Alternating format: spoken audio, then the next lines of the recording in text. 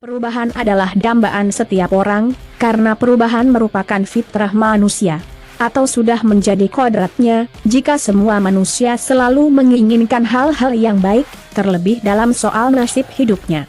Kontestasi Pilpres 2024 saat ini, pasangan Amin, satu-satunya capres-cawapres yang keras menggaungkan soal perubahan. Namun benarkah suara aspirasi perubahan total terhimpun di pasangan Amin? Menurut data yang dirilis lembaga-lembaga survei, rupanya pasangan Amin menempati urutan terakhir. Artinya, suara pemilih itu terbagi, ada yang terhimpun di pasangan Ganjar Mahfud, ada pula yang terhimpun di pasangan Prabowo Gibran dan sebagian di pasangan Amin. Fenomena di atas membuktikan bahwa slogan perubahan yang digaungkan pasangan Amin tidak sepenuhnya mendapat dukungan publik, atau umumnya publik tidak tertarik oleh slogan perubahan. Aspirasi perubahan dalam kontestasi Pilpres 2024 saat ini terbagi beberapa segmentasi. Ada aspirasi perubahan menurut perspektif para elit politik, perspektif para ekonom, kemudian perspektif para praktisi hukum, para akademisi, ormas, agamawan dan seterusnya, dengan berbagai kepentingannya masing-masing. Dan yang terakhir, aspirasi perubahan menurut perspektif masyarakat umum, yang tidak terafiliasi dengan organisasi dan institusi manapun. Aspirasi ini murni, steril dari kepentingan pribadi ataupun golongan. Fokus tuntutan aspirasi masyarakat tersebut, mutlak menyangkut hal yang mendasar, yakni, ingin segera terlepas dari ketertekanan kemiskinan yang sehari-hari selalu digeluti dalam hidupnya. Dan nasib masyarakat seperti demikian, jumlah suaranya terhitung mayoritas. Lagi-lagi, yang jadi pertanyaannya, kenapa suara aspirasi perubahan tersebut tidak mampu merekrut mayoritas untuk mendukung pasangan Anies Muhaimin? Bukankah Anies sosok atau figur capres yang gemar berjanji tentang perubahan? Jawabannya, rupanya seawam apapun masyarakat, cukup saja berdasar pada pengalamannya, yang lambat laun dapat menjadi cerdas dengan sendirinya. Dan saat ini masyarakat yang tidak berafiliasi pada organisasi apapun itu, dapat mengetahui dengan kepekaan nalar dan rasanya, bahwa slogan perubahan tidak lain hanya sebuah asumsi. Asumsi itu terbangun akibat sosok yang menggaungkan perubahan, masih banyak bicara dalam tataran janji-janji manis.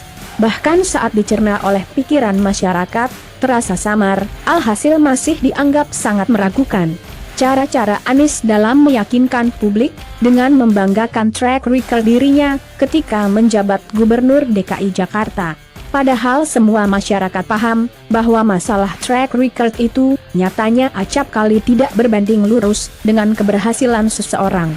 Selain itu masyarakat pun tahu, bahwa tupoksi gubernur itu sangat jauh berbeda dengan tupoksi presiden. Masyarakat pun bisa menggambarkan melalui perbandingan, misalnya antara Gubernur Jakarta dan Jawa Barat.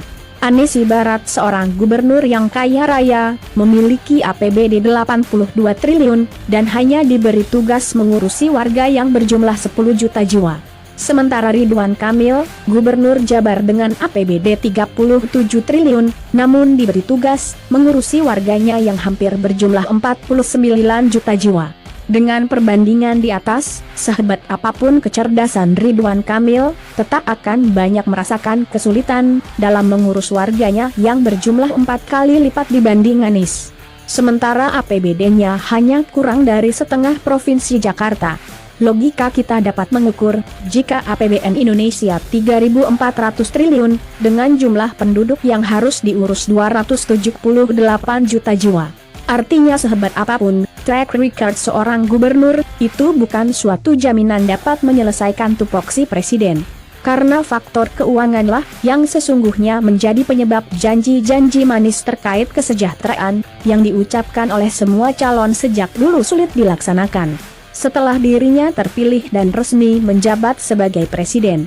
Artinya, untuk menjadi seorang presiden di negara ini, yang kondisinya seperti demikian, mau tidak mau butuh kecerdasan yang super. Super karena bukan hanya harus mampu mengatur anggaran, tapi dituntut mampu pula mengedukasi semua lapisan masyarakat, agar bisa hidup rukun bersatu padu, meski dalam kondisi keterbatasan APBN. Jika diumpamakan, suatu keluarga yang kondisi finansialnya pas-pasan, namun mampu hidup rukun dan bersatu.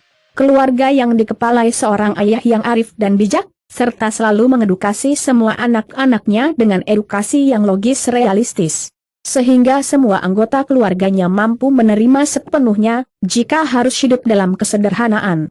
Dan karena kita adalah manusia, maka ibarat keluarga yang hidup dalam kondisi kesederhanaan, kita pun pasti bisa menerima. Namun saya terus berjuang demi mengubah keadaan menjadi benar-benar lebih baik.